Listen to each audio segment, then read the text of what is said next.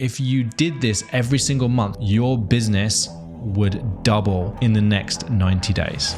I'm going to break down the 3 key strategies that have allowed myself and my clients to consistently generate work by just going to networking events.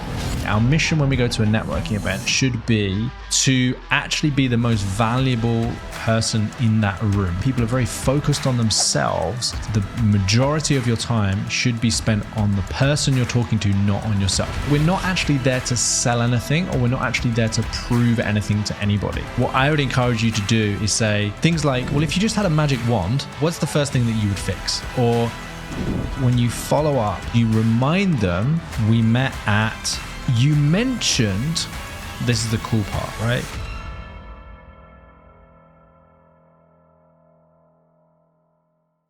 Are networking events worth attending? And if they are, how do we consistently generate new business from them? That's a question I've asked myself many times, and my clients have asked me. So I wanted to dedicate an episode to it. Today, we're going to be talking about exactly how to get the most from networking events, what to say, how to pitch yourself, and more importantly, how to take the conversation from a nice chit chat into a formal sales conversation. As always, if you enjoyed this episode, please hit that subscribe button and share it with a friend. So I'm going to talk about 3 things. Number 1, how to introduce yourself at a networking event so that people remember you and you can do it in a way that doesn't feel canned or like some kind of elevator pitch. Number 2, what questions to ask in order to identify the most valuable things and the most valuable opportunities. And then number 3, how do you follow up with the people that you've met and not lose those connections, actually capitalize on those people and turn the right people into clients and build the right relationships. They're the 3 things that we're going to be talking about, the 3 strategies. Before I talk about the actual frameworks, I want to talk about a couple of big ideas and some assumptions and mistakes that I see people making when they're going to networking events. The first big idea or the first mistake is that people think the networking events are about them and their business. And so they go there worrying that they have to have the perfect introduction, the perfect pitch, and they have to know exactly what to say. And when they meet people, they're only going to get one shot to introduce themselves or one shot to make that connection. And what happens is that kind of tends to make people come across in a little bit of an unnatural way. And it also means that people are very focused on themselves, which actually turns other people off, because really, we all know that the best way to make friends and influence people is to make that person feel like the most important person in the room. And I think it was Simon Cowell that actually said that originally. And obviously the book, How to Win Friends and Influence People, talks about this a lot. But the biggest mistake is thinking that networking is about us and having to have the perfect introduction and the perfect pitch. Now, I'm going to talk you through a pitch framework that will allow you to just relax and kind of forget about the whole pitch and just have something in the back of your mind, a process to follow, a way to introduce yourself that makes you stand out from everybody else, but also that clearly articulates what you do so that that person can actually introduce you to relevant people and relevant contacts. So the first big idea is that it's not actually about you, it's about the people that you're going to that networking event with. The second big idea is that we're not actually there to sell anything, or we're not actually there to prove anything to anybody. We should spend most of the time at that networking event listening to other people and then offering value for free where we see fit. So we want to actually be, our mission when we go to a networking event should be to actually be the most valuable person in that room. We want everyone being like, oh my God, I had such an interesting conversation with Matt and he gave me this, or you should meet Matt, or you should go and have a conversation with Matt. Like that's kind of what we want people saying. And the way that we get that is not by focusing on ourselves and talking about us, it's actually by focusing on the other person. So let's dive in. Now, I've labeled this pitch because this is how most people talk about it. They talk about the elevator pitch or how you introduce yourself. And I find the problem with most of these is people are trying to remember a specific way or a specific script to introduce themselves. And what that ends up doing is making it feel very unnatural. And I've done this. Like I was part of a business accelerator program many years ago, where every single week we had to stand up in front of the room of about 50 people and we had to pitch our business, and we only had 60 seconds. It was a 60-second pitch. And what I found was, although the people who really worked on this pitch word for word nailed it and everyone gave them an applause, and sometimes they won, the best pitch award or whatever, the people who actually built the most authentic relationships and the people who actually succeeded the most in that business accelerator were always the ones who talked about their business in a natural way, in a way that was easy to understand, in a way that didn't feel like it was rehearsed, and in a way that related directly to the people listening. And so the best framework and the best formula that I've found for this is in 4 parts. And this is something that I came up with that I use whenever I introduce myself to someone. So the first thing that I say usually, or the first thing I want to really make sure I convey well, is who we actually help. Who do we work with? And I've put here specific. We don't want to be general, like we help small businesses, because that doesn't really help me.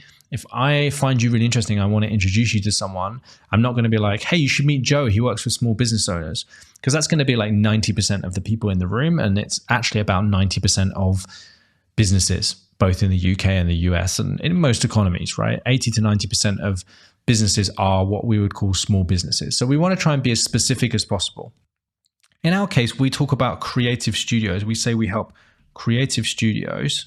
And the reason that we use that term is because it's a specific term that tends to resonate with a certain size agency. So when we used to say we work with agencies, we would get founders coming to us who would have teams of, 50 people, and we'd have founders coming to us, just them and their business partner. So we were like, we need to find something to really clarify who are the people that we work with. So we use creative studios. We help creative studios. What do we do? Well, we help them to master the business of creativity, right? Okay, how do we do that? Well, there's kind of 3 parts to what we do. There's the systems part, which is really around the implementation. There's the strategy part, which is really around what you do. And there's the support part, which is really where the coaching comes in. Why do we do it? Because we believe that when people master the business of creativity, they get to do their life's most important work. Now, I'm not saying that every time I introduce myself, I'm like, hey, I'm Matt. We helped creative studios to master the business of creativity using our 3-step system so that they can do their life's best work, because that sounds a little bit canned, right? What I'm doing is I'm compartmentalizing those 4 things, and I can introduce them at any point. And I can frame the conversation at any point around those 4 things, but it allows me to have a base, a concept. So rather when someone asks me what I do, I'm like, oh, I'm a business coach. It's kind of a little bit vague. It doesn't really help you to know what I really do, because like business coaching is just a label. Business coaching is just a skill. It's not really what we do, right? What we do is we help creative studios to master the business of creativity. That's what we actually do. That's the process that we take people through. So for you, whether you've got like a design studio, an animation studio, a film studio, whatever it is, you can say, hey, I run a film studio. But if you said, for example, like what we specialize in is helping tech founders to explain their products in a way that anybody can understand. Like that is way more powerful than, hey, we run a film studio. So if you talk directly to your clients, then the best thing about that is that people can then introduce you to somebody, and you can test this for yourself. You can go to a networking event and you can say, we help business owners, or we run a design studio, i.e. super focused on us, versus we help these people.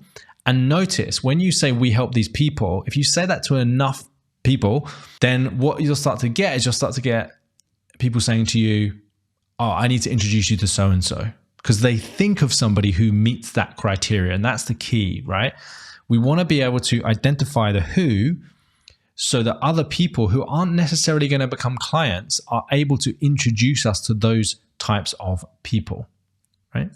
Second thing is the what. And now this is usually framed around a problem or a promise. So we help people to get more of this thing or overcome this specific challenge. And so you can think of this as like a vitamin or a painkiller. So we help people to get in better shape, or we help people to lose body fat, right? It's a pain or it's a desire. Then the how. Well, how do you actually do that? Have you got a system? Have you got a process? You might just say, if we're using the film example, you might say, we help B2B SaaS founders to take really complex ideas or to simplify their products so that anybody can understand using the power of story and film, or using the power of animation. That's how we do it. And then the why bit is slightly harder. There's something that maybe you need a little bit of time to think about. Why do you do that? And when I ask people sometimes in the creative world, they're like, because we love animation. Fine. But if you can make that why something that's a little bit bigger than you, and most importantly, relates to your ideal clients, you will find you'll have a lot more power. So we talk about people doing their life's most important work because that's what we hear from creatives. They want to do things that have impact. They want to do things that are important. They want to do things that leave a legacy and that they're proud of, right? So we call that the life's most important work. So this is just a framework. And I'll give you another example of how I might use this. If somebody says to me, hey, Matt, what do you do? I might not start with the who. I might not start with saying, well, we work with creative studios. I might say something like, well, you know how creatives are usually really good at the making stuff, but they're usually not as good at the marketing themselves and running the business. And the majority of people will know that, right? They'll know somebody who is an artist or runs their own business and is really talented, but they're just not great at marketing themselves, because that's quite a common challenge. I say, well, we help them to do that. We help them to market themselves. We help them to master the business of creativity so they can attract higher value clients, so they can do more of the work they really love and get paid what they are worth. So I will interchange those things, but I'm always thinking who, right? Who do we help? What do we help them with, and how? I might not even talk about the why, but if that comes up in conversation, I've got that box as well. And people usually say to me, oh, that's really interesting. How did you get into that? Right? And so then I can kind of tell them a story. But this brings me to my second point, which is about the majority of your time should be spent on the person you're talking to, not on yourself. You can tell people a bit about how you started, but what I would encourage you to do is say, hey, I can tell you that. It's a little bit of a long story, and I'd love to connect with you again sometime over a coffee. If you're interested, then we can talk about that. But tell me a little bit more about you. And the reason we do that is because when we go to a networking event, from my perspective, I'm in information gathering mode. I want to find out as much about the people who are there as possible, because that information is way more valuable to me. I can reach out and tell my story to somebody, or I can reach out and connect with that person and tell them more about me at a later date. What I want to do is try and find about as much information from them as possible. So that brings me on to section number 2, which is the questions that we ask. Now, I've taken these 4 from a book called Spin Selling by Neil Rackham. And you don't have to ask these in a particular way, but there's usually 4 types of question that we want to ask someone in order to position ourselves for the final part of the strategy, which is giving some value. The first is we want to know their situation. So who do they work for right now? What is their position? Who do they help?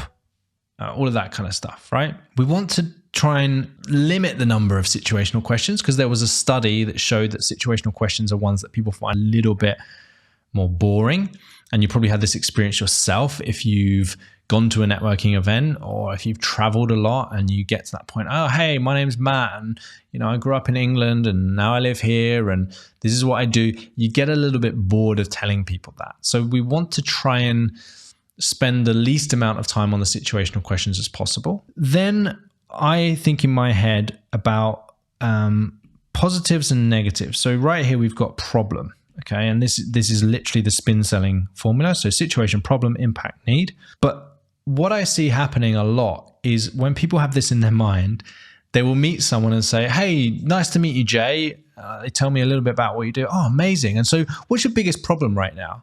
And that's kind of quite aggressive, and it's a little bit like going to a dinner party and asking someone how often do they have sex and what's their sex life like and how much money have they got in their bank right now. It's quite a personal question, and to somebody that doesn't necessarily know you, that's probably not a question they're going to answer in a really kind of honest and open way, because we usually don't open up about our problems to strangers. So what I would actually start with is the positive. So rather than the problem, I would say, like, what's the positive? So situation, positive. We can then go negative. So, hey, Joe, what do you love the most about your role in this company? What do you love the most about working in the industry, working with these people? What are some goals you've got for this year? What are some things that you're excited about? Right? So you're talking about the towards, the things that get people excited, the things that people are proud of. Most people will talk to almost anyone about that because it makes us feel good. It's a towards motion rather than an away from motion. And so you're much more likely to get a decent answer from people about that. Now, the beauty of starting with the positive is that then frames you for the negative. So it's very easy to start with, what do you love about this? And then go to, and just out of curiosity, what frustrates you the most about this? So that's much easier in the context of positivity because they've already told you all the things that they love. And I'm just curious, like, what's your biggest challenge in your role right now? What are some things that frustrate you day to day? And so the reason we're getting this information is because it's going to be really valuable for the final part, the third part of this strategy. So we're really trying to get into that person's world. What's going on? What's their situation? And what are the things that they love? What are the things that they want more of? And what are the things that frustrate them? Okay. You're probably not going to talk about the impact that has in a deep way at a networking conversation for a few reasons. Number one, you might not have time. Number two, there might be other people there in that room where it's like they don't want to open up too much about this, but it's still useful to have this in the back of your mind. Right. And so impact is really about getting people to that next level, that next tier. So let's say that you meet Joe and he's the marketing manager of a startup. And right now, the thing he loves about his role is that it's dynamic and no day's the same. And he loves working with a small team and he loves being at the cutting edge of the industry. And the things that really frustrate him is like always having to find funding and always having a really tight marketing budget. And he's the only one in the team right now that really drives the marketing. You might say, yeah, I can imagine that's really hard. What's the impact of that for you day to day? Like, how does that make you feel? And so we're really just trying to get the next level of pain here for someone or frustration for someone, because people will often laugh and just say, oh, it's annoying, I've got to manage a team. Okay, well, what's the impact of that? What does that really mean for you? It's like, well, it's quite stressful because I actually feel that like the weight of everything is on my shoulders, and that can be quite stressful at times, right? And if you get people to open up about this stuff, it's gold, because if you talk to your ideal clients, or even somebody who's maybe not your perfect ideal client, but is within your industry, you start to get these kind of deeper pains and these things that frustrate people, and you can use them in your marketing and you can use them in the third part, which I'm going to share with you in a minute. So that's kind of the impact. Then finally, and I love these kind of questions because they're so revealing, what do you need right now? What do you feel you need right now? Some of the questions and some examples of questions that I might ask people are things like, well, if you just had a magic wand and you could fix a bunch of stuff, like what's the first thing that you would fix, right? Or if you had the perfect solution to these things right now, like what would that look like? And what you're trying to get to is what people believe that they need. What's their best thinking around how to solve some of these challenges and problems? Now, look, what I will say is this is just a guide. I would really encourage you as a core skill in your business to really master the art of questions and asking good questions to reveal the kind of things that you want to find out about people, because they are one of the most powerful tools that you can have in your business. The ability to ask the right questions, the ability to extract the right information is one of the most valuable skills that you can learn. So this is a guide. Again, I'll have this in the back of my head. Where are you now? Where are you trying to get to? What are some of the things that are standing in the way? What are some of the impacts of those things? And what do you feel you need right now? Like, what would you love to happen? Because that really tells me what's going on in the mind of my prospect. Now, obviously, what you can do if you're being very ruthless with this and you're going to a networking event that say it's an hour and you really want to make sure you connect with some ideal clients, is when you talk about situation and they say, hey, I'm the marketing director of a steelworks and we do something that feels totally irrelevant to you and you're never going to work with this person. You go, cool. You just don't follow up on those questions. You're like, oh, nice to meet you, man. That sounds really interesting. Cool. I'm just going to go and grab a drink, or, it was nice to meet you. I'm going to go and talk to some other people right now. And so you're just trying to find people. And when you hear someone who's your ideal client, hey, so what are you up to? What do you do? I work for this company. Oh, cool. What about you? Oh, we actually work with clients a little bit similar to you. We work with do you mind if I just pick your brains on some stuff? I love having these conversations with people because it gives me so many ideas about how we can improve our offer and how we can make things better. I'm just curious, what do you love about your role right now? So that's kind of how I would treat it. And honestly, this formula, this framework works really well. So just to recap, the first thing is you need to have a structure in the back of your mind for how you introduce yourself. I've called it the pitch, but to be honest, I don't really like this word. I'm going to move it to introduction. How do you introduce yourself to people? Okay, so who do you help? Who do you work with? What do you help them to do? What's the result, the problem, or the pain point you help them overcome? How do you do it? Roughly, we don't need to know the steps. We don't need to be like, we get the camera, we turn it on, we go to the location, we shoot in this aperture. We don't need to know any of that stuff. Just high level, like through film, through animation, through design, whatever it is, right? How do we do it? Why? What's your mission? What are you up to in the world? This thing is often compelling. So that's the first thing. Have that in the back of your head. Then you really want a framework for the questions. Figure out what people are currently facing in terms of pains, in terms of desires, in terms of frustrations. What kind of impact is that having on them? And what do they feel they need right now? Now, I know what a lot of you are thinking right now is, are people really going to tell me this? Well, if you listen and you are genuinely curious because you're doing this for the right reasons, i.e. you genuinely want to see if there's anyone you can help, not, oh, I'm asking someone this question so I can set them up and insert my product, then people will tell you. If you are present, in fact, I created an acronym, and this is going a little bit off on a tangent, but before I tell you the last thing, I'm just going to add this thing in. This is something I created a while ago, and it's a great acronym that I remind myself of when I go to networking events. So the first thing is I want to be present. I want to be present with that person.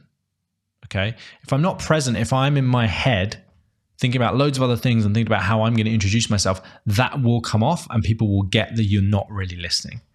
The second thing, or actually I'll jump to the last thing because this is as important, is I want to be curious. So when I'm present, right, I'm actually curious about what is this person doing and, what are they up to? And I'm not trying to lead the conversation anywhere. I'm just being genuinely curious. So that's the second thing. And then the third thing is agenda. Right? We want to remove the agenda because people go into conversations oftentimes with an agenda, like I want to push this thing. So we want to be present with people, we want to remove the agenda, and we want to be genuinely curious. And that's something I keep in the back of my mind when I'm interacting with people. But anyway, back to the final part. So as I said, there were 3 parts. The first part is how you introduce yourself. The second part is the questions that you ask. And then the third and final part, which most people really fall down on, is the follow-up. Okay. They go to a networking event, they meet loads of cool people, and they're like, oh, it was amazing to talk to you. And then they just don't follow up. They either forget or they just drop them a message being like, hey, it was nice to meet you. And there's no kind of thread there. There's no continuation. And that person might say, yeah, it was great to meet you too. And then that's where the conversation ends. You don't really know where to go next with that. Well, with this framework, we've kind of solved that because we will have some information. And this is the crucial part to the questions, is that we've got some information about people. Now, if you can't remember this, I would honestly make a note, like on my phone or somewhere. Once I finished talking to someone, I would make a note about that person, some things that I found. And even if it's just a quick voice note to yourself or whatever, or just some quick scribbles on a bit of paper, because then what happens when you follow up is this is how you structure the message, is you remind them of, hey, we met at this event. So be like, hey, Joe, we met at this networking event last week. I loved how you ... or I love how your business does this, or I love how your mission is this, or I love how you work with these people. It's really cool. You mentioned, this is the cool part, right? You mentioned that you had this desire or this challenge. I have got this thing that might help you get some clarity around this. Or would you be interested in jumping on a quick call where I can talk to you about how I might be able to help with some of these things, right? And so it's specific. Rather than, hey, I just met you, it's like we've now got information about them and their business and what they do and the things that they need right now. Now, this might be, and I've done this several times in the past, this might be as simple as introducing them to somebody. The big message here, what I really want to get across, is that when you go to networking, it's about creating meaningful connections with people.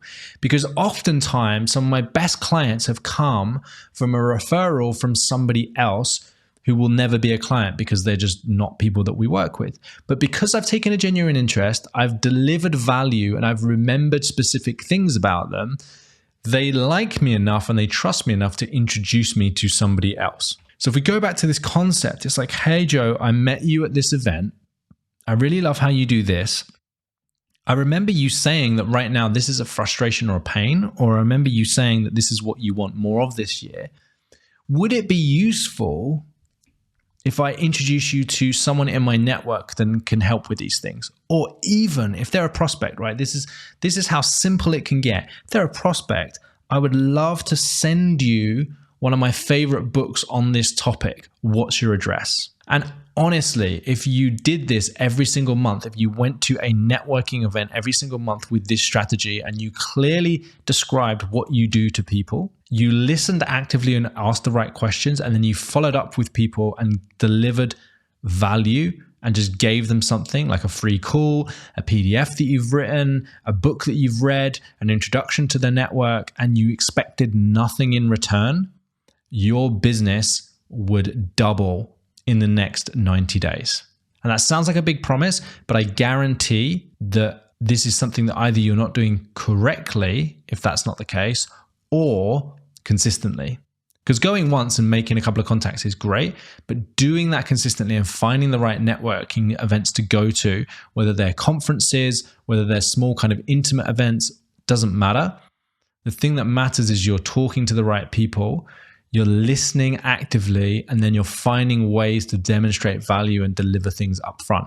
In fact, I've had this pulled on me so many times. One of my very first life coaches that I hired was as simple as this. I met him at a networking event. He asked me what I did. He told me what. He said, I coach high-performing men to help them run the business that they were born to run, or something like that. I don't remember exactly what his pitch was, but it was like related to me. Okay. It was like, I coach high-performing men that run their own business. Let's just say it was that. I was like, oh, that's interesting. And that's pretty much all he said about himself. The rest of the time he spent talking about me and just asking questions. And I'm curious, what was the most frustrating thing about that? And, have you done this in the past? Or have you worked with this person in the past? Or have you done this? Or have you done that? And then at the end of the session, he said, it was really nice to meet you. I'd love to stay in touch. The next day he followed up with me and he was like, hey, Matt, we were talking about that thing and you said that, you were struggling with whatever it was at the time. I'd love to send you a book. And he sent me a book in the post and he just signed the front of it. And he said, read this book. It will be game changing for you. And it was. And after that, I actually reached out to him and I said, can you tell me a little bit more about how you help people? That's the power of really listening, of delivering value and being specific. He didn't just say, hey, this is the same book that I sent to everybody. It was a book specifically based on that conversation. And I probably spent over $5,000 with him as a life coach. And that book probably cost him £10. So I know this works because it's been used on me multiple times, and I've used it on people multiple times, and my clients use it multiple times. So if you can do this consistently, this honestly is one of the most powerful ways to get clients consistently, to get the right kind of clients consistently, and also to have everybody else talking about you in a positive way, because you're not there to sell anything, you're not pitching people, you're listening, and then you're delivering value. And that is the ultimate networking formula. Before you leave, if you found this episode valuable, please hit the subscribe button. Also, if you are a creative business owner doing more than 10K a month and you want to grow and scale without working longer hours or hiring a massive team, then I have something you may be interested in. We have just developed a tool that will give you a custom growth strategy based on exactly where you are in your business right now. So you can stop consuming lots of random content and trying to figure things out on your own and actually get something personalized to you. You will also receive a free copy of my book, and it will point out relevant chapters. If you'd like to take the scorecard, it's totally free. You just have to click the link in the show notes or connect with me on LinkedIn, and you will see a link in my bio. Thanks for listening. This is the Creative Courage Podcast.